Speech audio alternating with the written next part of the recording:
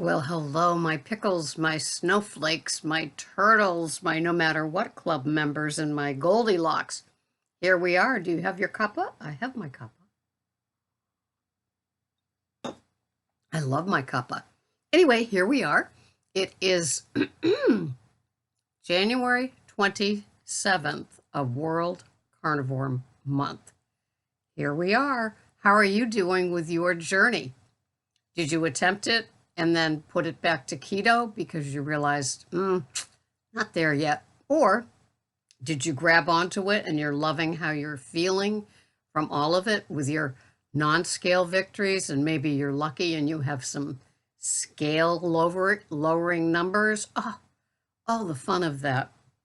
I just read a couple of pages of Sean Baker's The Carnivore Diet.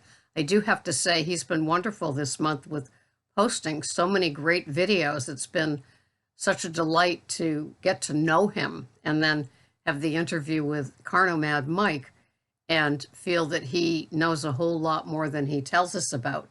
It definitely, you can see with all that he's doing this month, Sean and Mike, that it's the person with the questions that pulls out of that person all the great answers and the journey.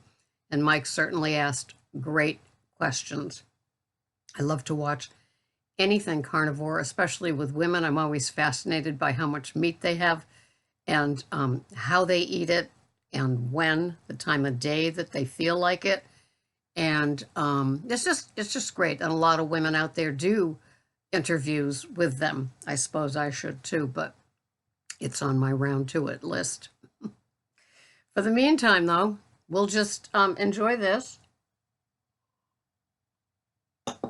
And God bless all of you that are around other people and you're doing carnivore, and you're either, you feel like eyes are rolling, or they ask pointed questions about, like, that's all you're having? What happened to carrot and celery sticks and maybe a container of Fage yogurt? What happened to all of that? Where'd it go? Yes. Well, I did my final eliminations about a month ago, and I was holding on to 1 tablespoon of flour with my Pizza Pizza, 1 tablespoon of almond flour for 3 of us, right? And I was holding on to a couple of spices that I added to that pizza that I don't anymore. And then, what was the other one? I know there was, I was having like 3 Brussels sprouts on Sundays with the big green egg, and I stopped that about a month ago too.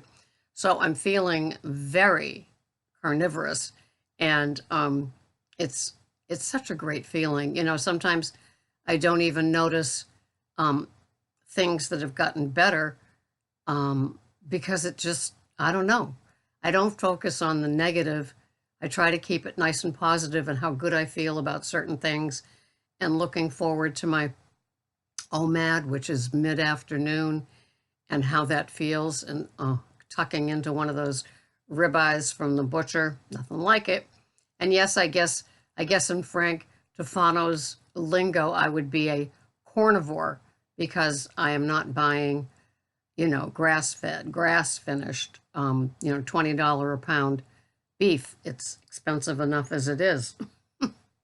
So I love it, and I don't want to trade anything. I have 3 coffees per day to fuel me. I put in it Kitu unsweetened creamer, Kitu, and then I put a tablespoon of ghee or butter into it. I gave up the alternative sugars. I gave a can of Zyla and almond flour to the custodian at the police department, and got that out of the house. And yeah, it feels just great. And I don't have to be around a lot of people after the Greg's Big Family Christmas a couple of weeks ago. That's the last that I'm around people that would look at what I'm eating and say, that's odd. So that's good. Greg and I eat at home every day. We buy wonderful cuts of beef, mostly, sometimes a pork chop every now and then.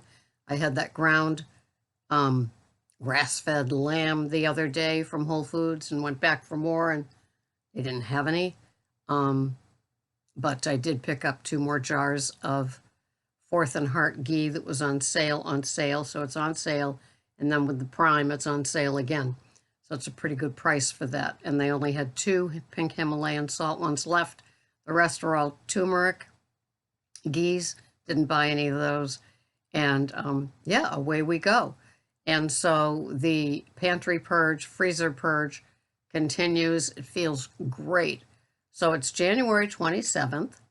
And how many of you are going to continue doing the carnivore lifestyle now that you've had a taste of it, oh, pun intended, and felt so many different wonderful things that you say, yeah, I'm gonna keep it going. Um, I just I can't extol the virtues of it enough. I'd love to hear how you have yours, what you do, and how has it been with cravings? Sometimes I'm triggered by the non slash edible foods that grocery stores offer. It's incredible when you think of it. I mean, what do you have to buy when you go there? It was funny that Cabot cheese was on sale, and I use Cabot sharp cheddar on my meats a pizza on Saturdays. And so you had to buy 5, but you could get them for $1.88. So I was in there, and it's like, what else do I need? I get my ghee from Whole Foods. I get my meat from the butcher. I get my, cheese on sale there. Pete and Jerry eggs, when I need them, usually are on sale there at the regular retail grocery store.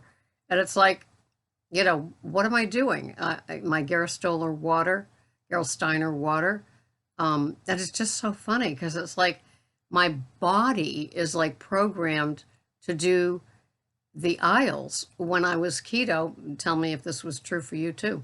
When I was keto, the fun part would be to see new keto products, and if they were keto, fake foods, scam foods, or true keto the way we do it here, in our cleaner world, and not just a flash in the pan keto product that, it says keto on it.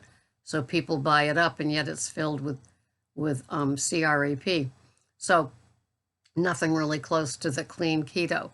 How are you finding any cravings? I know that somebody sent me a sugar alcohol article, and it didn't look too healthy. I was very happy to know that a few months ago I gave up all of my alternative sugars, and in this article they had sorbitol, which is in a lot of gum, in case you're still chewing your gum, mannitol, erythritol, xylitol, and then there was a 5th one.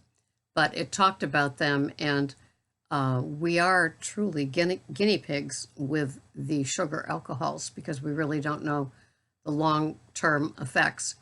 And sometimes when they do experiments on mice, we aren't wired or brain chemistry the same way as mice, and so their results could not be our brain results. So you just have to, you have to follow the trail back if you do read a report on what's tested. But just be aware. Just be aware. It's just, are the sugar alcohols going to be as demonized as artificial sweeteners one day? Who knows? We'll see.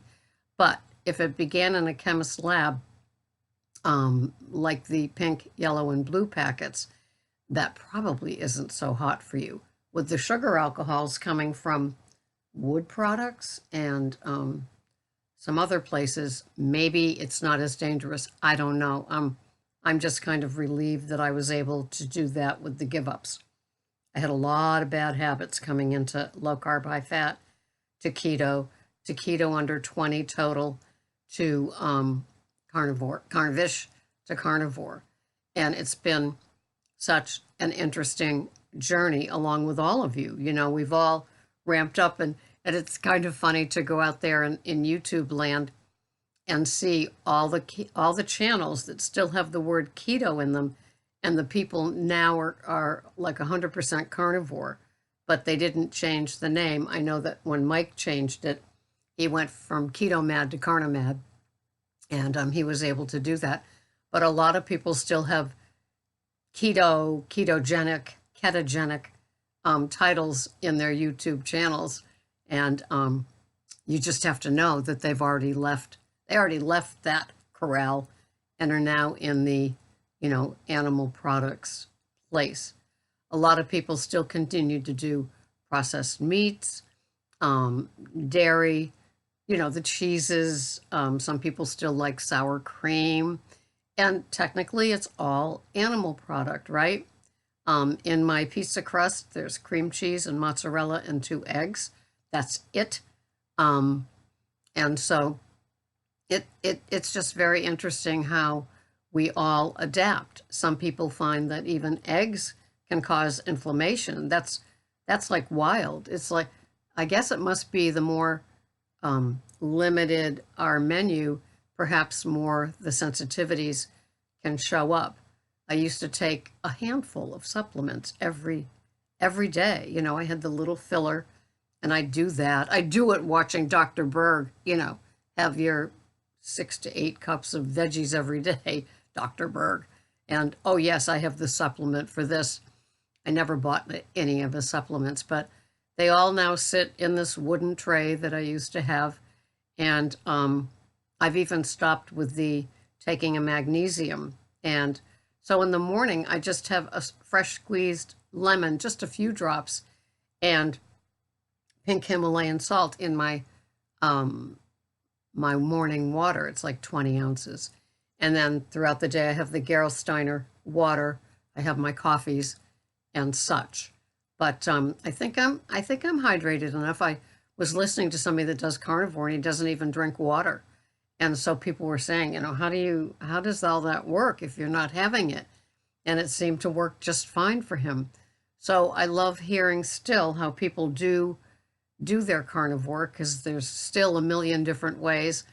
There's still the, the bashers. It was funny. I was listening to a round table and of 4 men talking about carnivore, and they were talking about coffee and who does and who doesn't do it. And one man I know is a big coffee drinker, huge coffee drinker, and he still drinks it. And a couple others don't have it anymore. And then one, I think, gave it up and then reintroduced it. He gave it up, he didn't feel any different, and then he reintroduced it and didn't feel any different, but he drinks it for pleasure. He loves how it makes him feel, and he just enjoys it, and I'm there with him. It's a pleasure that I love throughout the day. I look forward to it as much as I look forward to my hunka beef. So that's that. Well, it's time for me to get a move on. Today is a busy Monday, as most are, where I do my Uber and my Lyft early out of the gate. And so I hope you have a wonderful day. Post below how your carnivish, heading towards giving up is going as we get to the end of the month. I wonder how many more people were captured by the whole carnivore movement. I know it's working for me. If you're an older body, especially a woman, I always love hearing what works for you, because there's not a lot of us out there, but it's always nice to hear from somebody over 50 doing carnivore and getting a lot of benefits out of it. Because we're women, and so we sometimes have different builds and bodies and digestions and reasons that we get here, right? And so I always love hearing how older women do it. And so thank you so much for being here. I couldn't do it without you. I love my Goldilocks and my snowflakes and my no matter what club members, my pickles, my turtles, and we're all turtles, right? If you're over 50, you're probably a turtle. And so don't torture yourself with 22-year-olds that I lost 13 pounds in the first day. Good for you. That ship sailed a long time. If I lose 13 pounds in a year, I consider myself lucky, right?